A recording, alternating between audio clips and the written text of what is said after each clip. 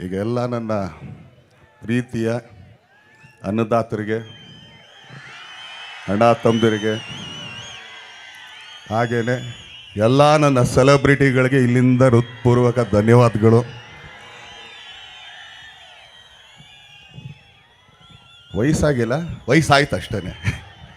ಯಾಕಂದರೆ ನೆನ್ನೆ ಎಷ್ಟು ಜನ ಎಲ್ಲೆಲ್ಲಿಂದ ಬಂದು ತಂದೆ ತಾಯಿ ಸ್ಥಾನದಲ್ಲಿ ನಿಂತು ನನ್ನ ಆಶೀರ್ವದಿಸಿದ್ರು. ಅವ್ರಿಗೆಲ್ಲರಿಗೂ ಇವತ್ತು ಇಲ್ಲಿಂದನೇ ನಾನು ಹೃತ್ಪೂರ್ವಕ ಧನ್ಯವಾದಗಳನ್ನ ತಿಳಿಸ್ತೀನಿ. ಹಾಗೆಯೇ ನಾನೆಲ್ಲ ನನ್ನ ಚಿತ್ರರಂಗದ ನಾನು ಅವ್ರನ್ನ ಅಣ್ಣ ತಮ್ಮ ಅಂತಂದರೆ ಅದಕ್ಕಿಂತ ಹೆಚ್ಚಾಗಿ ತುಂಬ ಹೆಮ್ಮೆಯಾಗಿ ನೋಡ್ರೆಲ್ಲ ಹೆಂಗೆ ನಡ್ಕೊಂಡು ಬರ್ತಾಯಿದ್ರು. ಈಗ ಹೇಳೋ ಟೈಮ್ ಕರೆಕ್ಟಾಗಿ ಬರ್ತಾರೆ ಮಕ್ಕಳು. ಪಾಪ ಅವ್ರ ಅಲ್ಲೊಬ್ರು ಕೂತಿದ್ದಾರೆ ಆಲ್ರೆಡಿ. ನಮ್ಮ ಚಿತ್ರರಂಗದ ಎಲ್ಲ ಪಿಲ್ಲರ್ಗಳಂತಲೇ ಹೇಳೋಕ್ಕೆ ಇಷ್ಟಪಡ್ತೀನಿ. ಯಾಕಂದರೆ ಎಲ್ಲ ನಾಯಕ ನಟರು ಇದ್ರೇ ಒಂದು ಸಿನಿಮಾ ಆಗೋದಕ್ಕಾಗೋದು. ಹಾಗೇನೇ ಎಲ್ಲ ಟೆಕ್ನಿಷಿಯನ್ ಕೂಡ. ಆದರೆ ಎಲ್ಲ ನನ್ನ ಪ್ರೀತಿಯ ನನ್ನ ಹೀರೋಗಳು, ನನ್ನ ಸೂಪರ್ ಸ್ಟಾರ್ಗಳು, ನನಗೆ ಸ್ಟಾರ್ಗಳವರು, ಎಲ್ಲ ನನ್ನ ಸ್ಟಾರ್ಗಳಿಗೆ ಹೃತ್ಪೂರ್ವಕ ಧನ್ಯವಾದಗಳು. ಯಾಕಂದರೆ ಇವತ್ತು ಬಂದು ಇಲ್ಲಿ ನನ್ನ ಆಶೀರ್ವಾದ ಮಾಡಿದ್ದಕ್ಕೆ ಅವ್ರಿಗೆಲ್ಲರಿಗೂ ಕೂಡ. ಹಾಗೆ ನಾನೊಂದು ಸಣ್ಣ ಕಥೆಯಲ್ಲೇ ಹೇಳ್ಬಿಡ್ತೀನಿ, ಯಾಕಂದರೆ ಹೇಳ್ತಾ ಹೋದರೆ ತುಂಬ ದೊಡ್ಡದು. ಶ್ರೀರಂಗಪಟ್ಟಣದಲ್ಲಿ ನಿಮಗೂ ಚೆನ್ನಾಗೆಲ್ಲ ಗೊತ್ತು. ಯಾವುದೋ ಟಾಂಗಾಗೆ ಕಟ್ಟಿರೋ ಒಂದು ಕುದುರೆ ಟಕ್ಕು ಟಕ್ಕು ಟಕ್ಕು ಹೋಗ್ತಾಯಿತ್ತು. ಆ ಕುದುರೆನ ಯಾರೋ ಒಬ್ಬರು ನೋಡಿದ್ರು. ಕುದುರೆ ಸ್ವಲ್ಪ ಪರವಾಗಿಲ್ಲಲ್ಲ, ಎಲ್ಲದಕ್ಕಿಂತ ಸ್ವಲ್ಪ ಹೈಟ್ ಐತಲ್ಲ, ಇದ್ಯಾಕೆ ಇಲ್ಲಿ ನೋಡ್ತದೆ ಅಂತೇಳಿ ಅವ್ರಿಗೆ ಆ್ಯಕ್ಚುಲಿ ರೇಸ್ ಕೋರ್ಸ್ತು ಗಂಧಾನು ಗಾಳಿನೂ ಗೊತ್ತಿಲ್ಲ ಅವ್ರಿಗೆ ಗಂಧ ಗಾಳಿ ಗೊತ್ತಿಲ್ಲ. ಪರವಾಗಿಲ್ಲ ತೊಗೊಂಡೋಗೋಣ ಅಂದ್ಬಿಟ್ಟು ಕರ್ಕೊಂಬಂದು ರೇಸ್ ಕೋರ್ಸಲ್ಲಿ ನಿಲ್ಲಿಸ್ಬಿಟ್ರು ಆ ಕುದುರೆನ. ಬೇರೆ ಕುದುರೆಗಳೆಲ್ಲ ಇತ್ತು ಅವಾಗೆಲ್ಲ, ತುಂಬ ದೊಡ್ಡ ದೊಡ್ಡ ಕುದುರೆಗಳು ಓಡ್ತಾಯಿತ್ತು ಆ ರೇಸಲ್ಲಿ. ಗೇಟಿಗೆ ಸೇರಿಸ್ತಾರೆ ಗೊತ್ತಾ, ರೇಸ್ ಓಪನ್ ಆಗೋಕ್ಕೆ ಮುಂಚೆ ಆ ಥರ ಎತ್ಕೊಂಡೋಗಿ ಅಲ್ಲಿಗೆ ಆ ಗೇಟ್ಗೆ ಹಾಕಿದ್ರು. ಆದರೆ ಆ ಕುದುರೆ ಮಾಲೀಕರು ಬಂದು ರಾಮಮೂರ್ತಿಯವರು.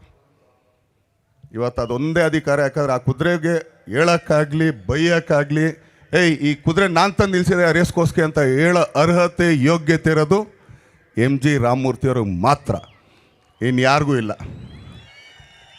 ಆ ಕುದುರೆನ ಕೂರಿಸ್ಬಿಟ್ಟು ಅದ್ರ ಮೇಲೆ ನಮ್ಮ ಇವತ್ತು ನೆನೆಸ್ಕೋಬೇಕು ಅವ್ರನ್ನ. PN ಸತ್ಯ ನನ್ನ ನಿರ್ದೇಶಕರು. ಇವತ್ತು ಅವರಿಲ್ಲ ಆದರೂ ಕೂಡ ನಾನು ತುಂಬ ನೆನೆಸ್ಕೊಳ್ತೀನಿ. ಅವ್ರನ್ನ ನನ್ನ ಬೆನ್ಮೇಲೆ ಕೂರಿಸಿದ್ರು, ಓಡಿಸಿ ಈ ಕುದುರೆನ ಅಂತೇಳಿ. ಅವತ್ತು ರೇಸ್ ಕೋರ್ಸ್ಗೆ ನಮ್ಮ ರಾಮಮೂರ್ತಿಯವ್ರು ಬಿಟ್ಟಂಥ ಕುದುರೆ ಅದು ಕುಂಡ್ತಾ ಇತ್ತೋ ಓಡ್ತಾ ಇತ್ತೋ ಏನೋ ಆಯ್ತಿತ್ತು, ಅಲ್ಲಿಂದ ಇಲ್ಲಿವರೆಗೂ ಓಡ್ಕೊಂಬಂತು. ಇನ್ನೂ ಓಡೋದಕ್ಕೆ ಪ್ರಯತ್ನ ಪಡ್ತದೆ ಖಂಡಿತ. ಯಾಕಂದರೆ ಕೆಲಸ ಅಂತ ಬಂದಾಗ ಖಂಡಿತ ಆ ಕುದುರೆ ಎಲ್ಲಿಗೆ ಓಡಬೇಕು, ಅದ್ರಲ್ಲಿ ಇದೇನಿದೆ ಅಂತ ಅಂದ್ಬಿಟ್ಟು ಆ ಕುದುರೆ ಗೊತ್ತಿರಲ್ಲ. ಆದರೆ ಅದ್ರ ಮೇಲೆ ಯಾರ್ಯಾರು ಕೂರ್ತಾರೆ ಒಂದೊಂದು ಸಲಿನೂ. ನಾನು ಹೇಳ್ತಾ ಇರೋದು ನಮ್ಮ ನಿರ್ದೇಶಕರು, ನಮ್ಮ PN ಸತ್ಯದಿಂದ ಹಿಡಿದು ಇವತ್ತು ಆ್ಯಕ್ಚುಲಿ ನಮ್ಮ ತರುಣ, ಹಾಗೇನೆ ನಮ್ಮ ಮಿಲ್ನಾ ಪ್ರಕಾಶ್. ಯಾಕಂದರೆ ಅದಷ್ಟೂ ಜನ ಅವ್ರು ನನ್ನ ಬೆನ್ಮೇಲೆ ಕೂತೇ ಓಡಿಸೋದು. ಖಂಡಿತ ನಂದಲ್ಲ ಸಿನಿಮಾ, ನಾನು ಮಾಡೋದಲ್ಲ.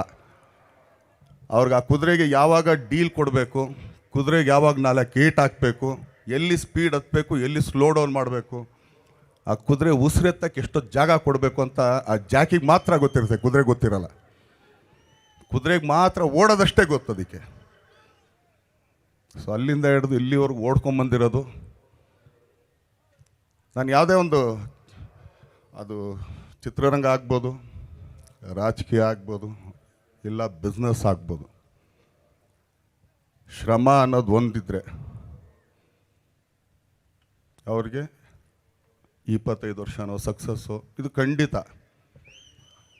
ಶ್ರಮ ಇಲ್ಲದೇ ಯಾವುದೇ ಕಾರಣಕ್ಕೂ ನಾನು ಓಡೋಗ್ತೀನಿ ಅಂತಂದರೆ ಆಗಲ್ಲ. ಅದು ನೀವು ಮಾಡೋ ಕೆಲಸದಲ್ಲಿ ಒಂದು ಶ್ರದ್ಧೆ ಇರಬೇಕು. ಯಾಕಂದರೆ ನನಗೆ ಹೇಳ್ಕೊಟ್ಟಿದ್ದು ಅಂದರೆ ನಾನು ಕಲ್ತ್ಕೊಂಬಂದಿದ್ದೆ. ಯಾಕಂದರೆ ನಮ್ಮ ಚಿತ್ರರಂಗದಲ್ಲಿ ಎಲ್ಲ ದೊಡ್ಡ ಸೀನಿಯರ್ಸ್ ನಮ್ಮ ಜೊತೆಗೆ ಯಾರು ಇವತ್ತಿಲ್ಲ, ದೊಡ್ಡ ದೊಡ್ಡವರು. ಆದರೆ ನಮಗಿಂತ ಈಗ ಸೀನಿಯರ್ಸ್ ತುಂಬ ಜನ ಇದ್ದಾರೆ. ರವಿ ಸರ್ ಆಗ್ಬೋದು, ಶಿವಣ್ಣ ಅವ್ರು ಆಗ್ಬೋದು, ನಮ್ಮ ವಿನೋದ್ ರಾಜ್ ಅವ್ರು ಆಗ್ಬೋದು. ಯಾಕಂದರೆ ವಿನೋದ್ ರಾಜ್ ಅವ್ರನ್ನ ನಾನು ತುಂಬ ಇಷ್ಟಪಡ್ತೀನಿ. ಯಾಕಂದರೆ ಅವ್ರು ಮಹಾಭಾರತದಲ್ಲಿ ನನಗೊಂದು ಪಾತ್ರ ಕೊಟ್ಟಿದ್ರು. ಅವ್ರ ನಾಯಕರು. ಆ್ಯಕ್ಚುಲಿ ನಾನು ಫಸ್ಟ್ ಹೀರೋ ಅಂತ ಹೇಳೋಕ್ಕೆ ಇಷ್ಟಪಡ್ತೀನಿ ಅವ್ರನ್ನ. ಯಾಕಂದರೆ ಅವರು ಮಹಾಭಾರತದಲ್ಲಿ ಅವ್ರ ನಾಯಕ ನಟರು. ನಾನು ಅವಾಗ ಕಾಲೇಜಲ್ಲಿ ಒಂದು ಸಣ್ಣ ಅಂದರೆ ಒಂದು ಪಾತ್ರ ಅದು, ನಾನು ಸಣ್ಣದು ದೊಡ್ಡದು ಅಂತ ಹೇಳಲ್ಲ, ನನ್ನ ಪಾತ್ರ ಅದು. ಆದರೆ ಆ ಪಾತ್ರ ಕೊಟ್ಟಿದ್ದು ನನಗೆ ಎಸ್ ನಾರಾಯಣ ಅವರು. ಅದಕ್ಕೆ ನಿಮ್ಗೆ ಆವಾಗಲೇ ನಾನು ಅಂದಿದ್ದು ಈ ಟಾಂಗ ಕಟ್ಟ ಕುದುರೆ ಅಂದಾಗ, ಅಂದರೆ ನಾನು ಇದನ್ನ ಅಂತ ಹೇಳ್ತಾರೆ. ಯಾಕಂದರೆ ಸಣ್ಣ ಪುಟ್ಟ ಅಲ್ಲಿ ಮಾಡ್ತಾಯಿದ್ದೆ. ಅದನ್ನು ಚಿತ್ರರಂಗ ಅಂತ ಒಂದು ದೊಡ್ಡ ಒಂದು ರೇಸ್ ಕೋರ್ಸಿಗೆ ತಂದು ಬಿಟ್ಟಿದ್ದು ರಾಮಮೂರ್ತಿ ಅವರು ಅಷ್ಟೇ. ಯಾಕಂದರೆ ಪ್ರಾಣಿಗಳನ್ನ ಹೋಲಿಸ್ಕೊಂಡಾಗ ಕಾಂಟ್ರವರ್ಸಿ ಕಮ್ಮಿ ಇರುತ್ತೆ, ಯಾಕಂದ್ರೆ ಯಾವುದಕ್ಕೂ ಇದು ಮಾಡಲ್ಲ. ಯಾಕಂದ್ರೆ ಆ ಪ್ರಾಣಿ ಬಂದು ನನ್ನ ಹತ್ರ ಕೇಳಲ್ಲ, ಏಯ್ ನನ್ನ ಹೆಸರು ಯಾಕೆ ಎತ್ತದೆ ನೀನು ಅಂತ ಕೇಳಲ್ಲ. ಅದಕ್ಕೇ ಯಾಕಂದರೆ ಒಂದು ನಾನು ಹೇಳ್ತೀನಿ, ಫಸ್ಟು ಅವಮಾನಗಳೇ ಚೆನ್ನಾಗಿರುತ್ತೆ. ಯಾಕಂದ್ರೆ ಅವಮಾನಗಳಾದ್ಮೇಲೆ ಸನ್ಮಾನ ಸಿಗೋದು ನಮಗೆ. ಪಡ್ಕೊಳ್ಳೋಣ, ಪರವಾಗಿಲ್ಲ. ಚಪ್ಪಲಿ ಹೊಡಿತಾರೆ, ಹೊಡ್ರೆ ಪರವಾಗಿಲ್ಲ. ಮೋಸ್ಟ್ಲಿ ಅವನಿಗೆಲ್ಲ ಆ ಥರ ಬೇಜಾರಾಗಿರಬೇಕು, ಪರವಾಗಿಲ್ಲ. ಯಾಕೆ ಹೂವು ಹಾಕ್ಸ್ಕೋಬೇಕಾದ್ರೆ ಅಷ್ಟೇ ಪ್ರೌಡಾಗಿ ಹಿಂಗೆ ಅನ್ಕೊಂಡು ಹಾಕ್ಸ್ಕೊಳ್ಳಲ್ವಾ? ಅದು ಕೂಡ ಪ್ರೌಡಾಗಿ ಎತ್ಕೊಳ್ಳೋಣ, ತಪ್ಪೇನಿಲ್ಲ. ಆಮೇಲೆ ನನ್ನಷ್ಟು ಕಾಂಟ್ರವರ್ಸಿ ಇಲ್ಲ. ಬ್ಯಾಡ್ ಬಾಯ್ 101%. ಐ ಆಮ್ ಎ ಬ್ಯಾಡ್ ಬಾಯ್.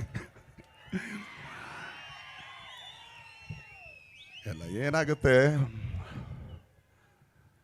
ತುಂಬ ಕಷ್ಟಪಟ್ಟಾಗ ಕೆಲವು ಕಡೆಗೆ ಮಾತುಗಳು ತುಂಬಾ ಕಹಿಯಾಗಿರುತ್ತೆ. ಯಾಕಂದರೆ ಆ ಕಷ್ಟಗಳನ್ನ ಜೀಣಿಸ್ಕೊಂಡು ಎಷ್ಟು ಅಂತ ನಾವು ನಾಡ್ಕಾಡೋಕ್ಕಾಗುತ್ತೆ.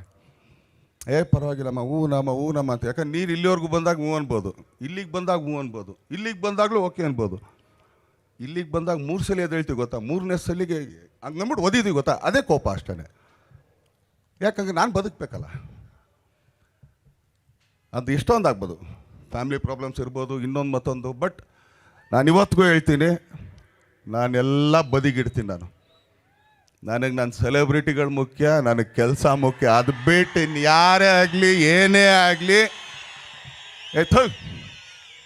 ಆ ಪದ ನಾನು ತುಂಬ ಇಷ್ಟ ಹಿಂಗಂತೀನಿ.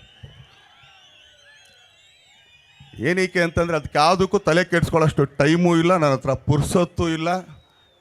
ಯಾಕಂದರೆ ಬೆಳಗ್ಗೆ ಎದ್ದ ತಕ್ಷಣ ನನ್ನ ಕೆಲಸ ಏನು, ನಾನೇನು ಕೆಲಸ ಮಾಡಬೇಕು, ಇದಷ್ಟೇ ನಾನು ಕನ್ಸು ಕಾಣೋದು.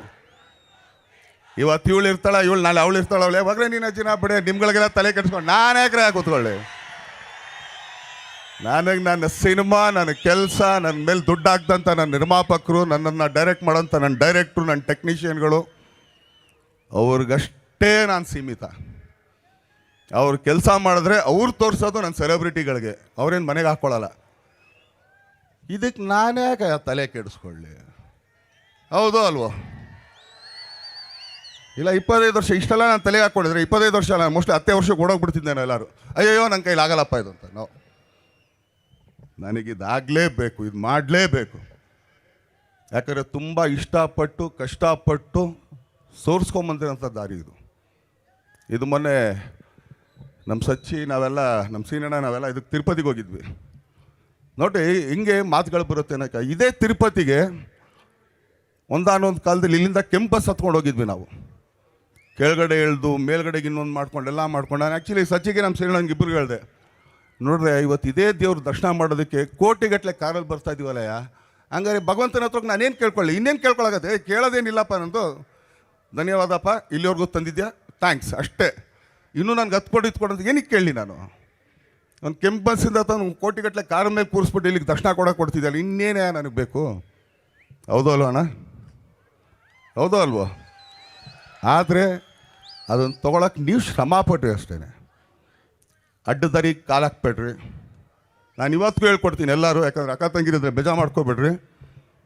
ತಲೆ ಹಿಡಿಬೇಡಿ, ತಲೆ ಹೊಡಿಬೇಡಿ, ಎರಡು ಬಿಟ್ಟು ಇನ್ನೇನು ಮಾಡ್ತೀರಾ ಮಾಡಿರಿ.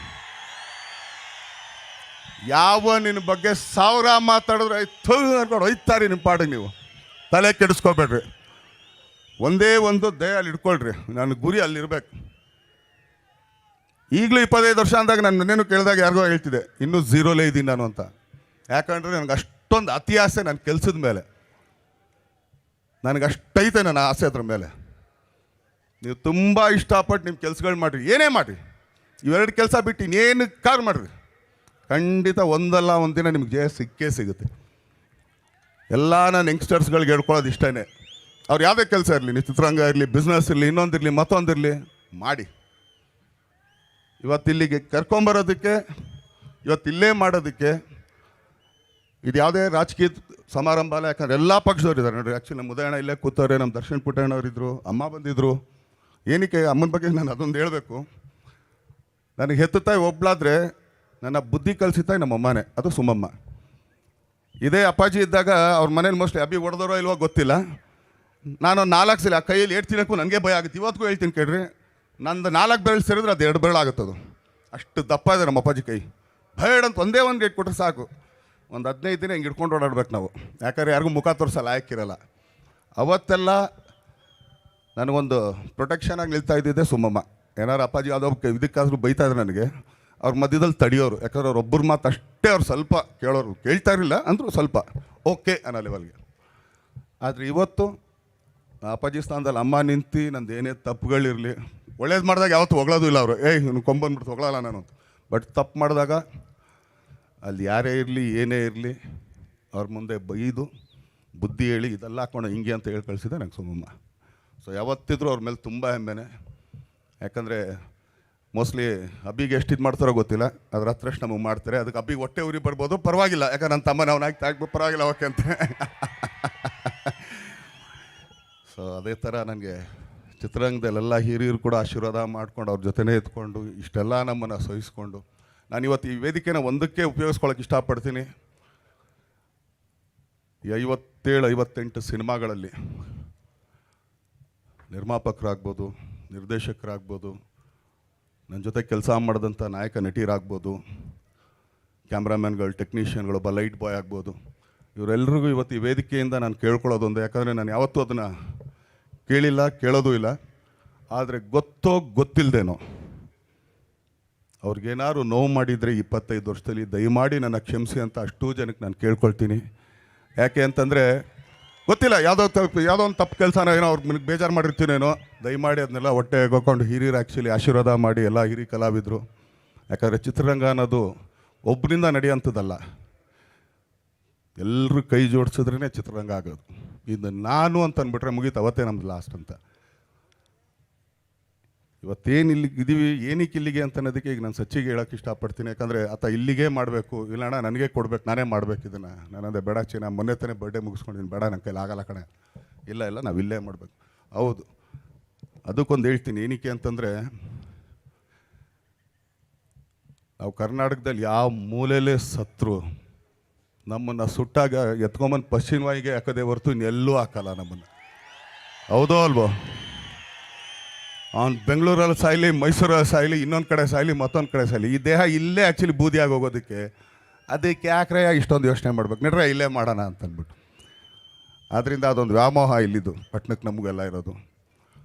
ನೀವೆಲ್ಲ ಇಷ್ಟೊತ್ತು ಕೂತು ನಮ್ಮೆಲ್ಲ ಆ್ಯಕ್ಚುಲಿ ಎಲ್ಲ ಹೀರೋಯಿನ್ಗಳು ತುಂಬ ಚೆನ್ನಾಗಿಲ್ಲಿ ನೃತ್ಯ ಮಾಡಿದ್ರು, ನಿಮ್ಮನ್ನೆಲ್ಲ ಎಂಟರ್ಟೈನ್ ಮಾಡಿದ್ರು, ಎಲ್ಲ ನನ್ನ ಅಣ್ಣ ತಮ್ಮದಿರು ಬಂದಿದ್ದರು. ಹಾಗೆಯೇ ಹೇಮ ಅವ್ರಿಗೂ ತುಂಬ ಥ್ಯಾಂಕ್ಸ್ ಹೇಳಬೇಕು. ಥ್ಯಾಂಕ್ ಯು ಮಾ, ಥ್ಯಾಂಕ್ಸ್ ಅ ಲಾಟ್. ಪಾಪ ಎಲ್ಲರೂ ಇಷ್ಟೊತ್ತು ಎಂಟರ್ಟೈನ್ ಮಾಡಿದ್ರಿ, ತುಂಬ ಥ್ಯಾಂಕ್ಸ್. ಹಾಗೆಯೇ ನಮ್ಮ ಮಹೇಶಂಗೂ ಥ್ಯಾಂಕ್ಸ್ ಹೇಳಬೇಕು. ನಮ್ಮ ಹರಿಕೃಷ್ಣ ಅವರು ಎಲ್ಲೋ ಹಿಂದ್ಗಡೆ ಕಾಣೆಯಾಗಿದ್ದಾರೆ, ನೋಡಿ ಮೆಲ್ಲೇ ಬರ್ತಾರೆ ಇಲ್ಲಿ.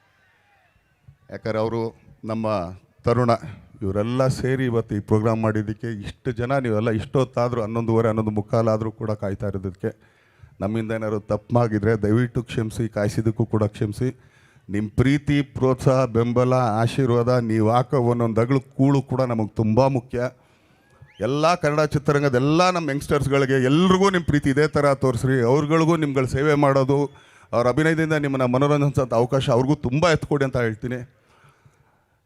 ಏನಕ್ಕೆ ಅಂತಂದರೆ ಎಷ್ಟು ದಿನ ಇರ್ತೀವೋ ಗೊತ್ತಿಲ್ಲ, ಒಬ್ಬೊಬ್ಬರು ಒಂದೊಂದ್ಸಲಿ ಹೋಗ್ತಾನೇ ಇರ್ತೀವಿ ಏಜ್ ಬೈ ಏಜ್.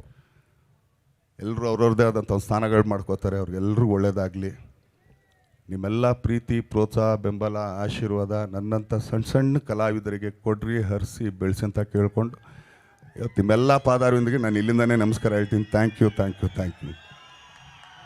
ತುಂಬ